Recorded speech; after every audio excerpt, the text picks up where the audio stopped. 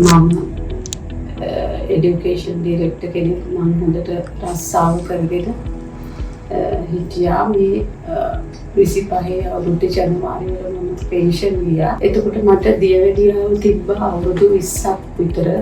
නමුත් මම හොඳ පාලනයකින්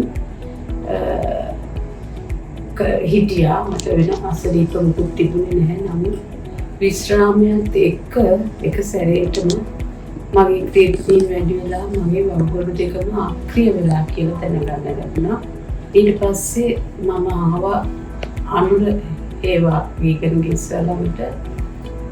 සර් මට කිව්වා තියෙන එකම ප්‍රතිකාරය ඩයලයිස් කරගෙන ඉන්න ඕනේ. එහෙම නැත්නම් කිඩ්නි ට්‍රාන්ස්ප්ලාන්ට් එකක් කරගන්න ඕනේ. වෙන විකල්පයක් නැහැ කියලා. අපි ඊට පස්සේ කල්පනා කරා මේ රෝගවල කොහොමද දන්නේ මේකේ තත්ත්වය, ෆැසිලිටිස් කොහොමද, මැෂින්ස් වලට තියටර් හොඳයිද, ඊළඟට මේගොල්ලන්ගේ සත්කාර කොහොම වේද කියන සැකයෙන් මේ රෝගවල අති විශිෂ්ටයි. මේගොල්ලන්ගේ සත්කාර මේගොල්ලෝ පොඩි තරුණෙක් වගේ මාව බලාගත්තා. මගේ ඔපරේෂන් එකත් 200% සාර්ථකයි. මගේ රිපෝට්ස් ඔක්කොම හොඳ තත්ත්වයේ තියෙන්නේ. මම හිතන්නේ ප්‍රධාන හේතුව මගේ හිතේ සතුට. මම හරි සතුටින් මේක නිරත කරන්නේ.